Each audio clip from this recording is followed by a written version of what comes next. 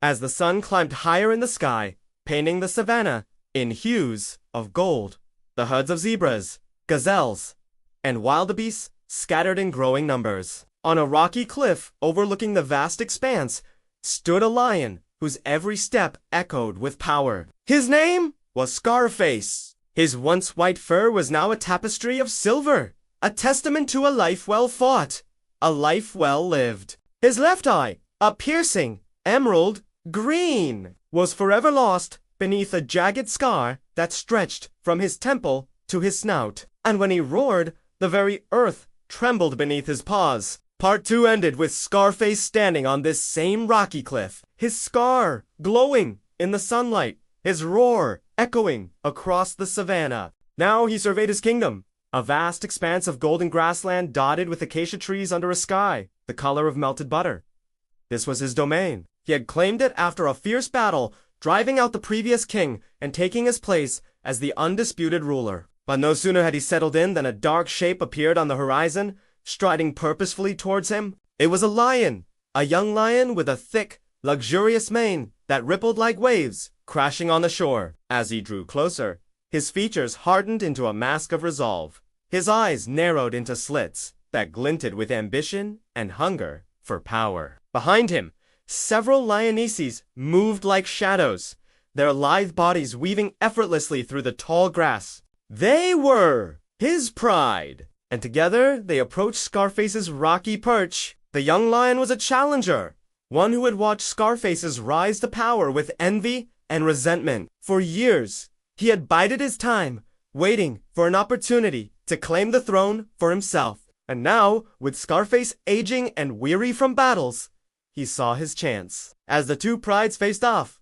the air crackled with tension. The young lion let out a defiant roar, a sound that reverberated across the savannah, a challenge to Scarface's authority. In response, Scarface let out a low growl, his eyes never leaving his challenger. Suddenly, a hyena cackled from the nearby bushes, its yellow eyes gleaming with anticipation. More hyenas emerged, drawn by the scent of blood and the promise of a feast. They circled the two prides, their presence adding to the growing tension. Scarface let out another roar, a sound that was both a warning and a battle cry. He knew that this was more than a fight over territory. It was a fight for his legacy, for the respect and admiration of his peers. With a Herculean leap, Scarface launched himself into the fray, his claws extended, his teeth bared in a snarl. The young lion met his charge head-on, his own claws flashing in the sunlight. Their two bodies collided in a cloud of dust, their roars shaking the earth.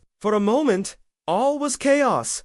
Lions and lionesses clashed, fur flying, teeth gnashing. Hyenas darted in and out of the melee, snatching up any prey that came within their grasp. But Scarface was not a young lion anymore. His muscles ached, his bones creaked, and his breath came in ragged gasps. Despite his age, his ferocity was unmatched. With a mighty swipe of his paw, he sent a young lion crashing to the ground. Then, with a swiftness that belied his years, he pounced on the fallen cub, pinning him beneath his massive frame. The young lion struggled beneath Scarface, his paws scrabbling for purchase on the hard-packed earth. But Scarface's grip was like a vice. His scarred eye burned with the fires of battle, his gaze unwavering, his jaw locked in a tight snarl. Just as the battle seemed to reach its peak, Scarface stumbled, his legs buckling beneath him.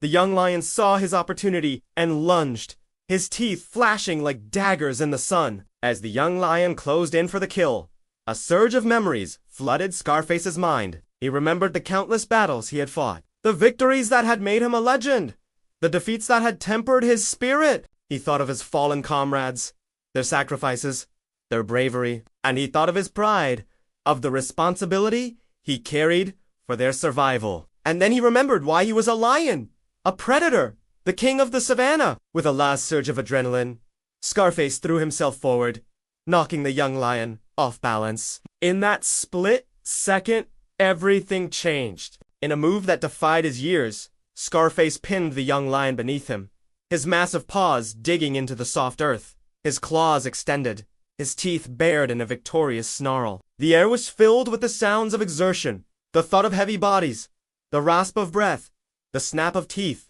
Finally, with a Herculean effort, Scarface managed to turn the tables, pinning the young lion beneath his massive frame. The young lion struggled, his paws scrabbling for purchase on the hard-packed earth, but Scarface's grip was like a vice. Defeated!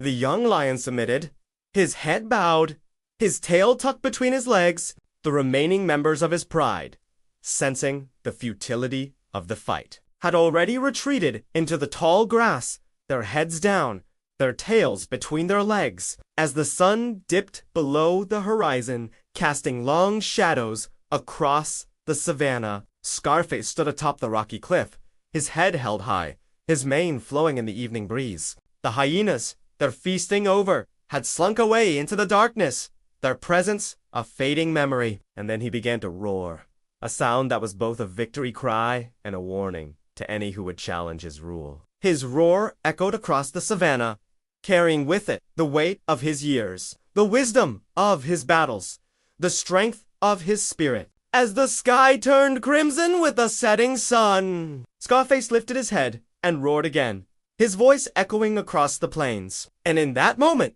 there was no doubt who was the king of the savannah. And that's the end of part 3. If you enjoyed this wildlife adventure, stay tuned for more thrilling stories. Thank you for watching.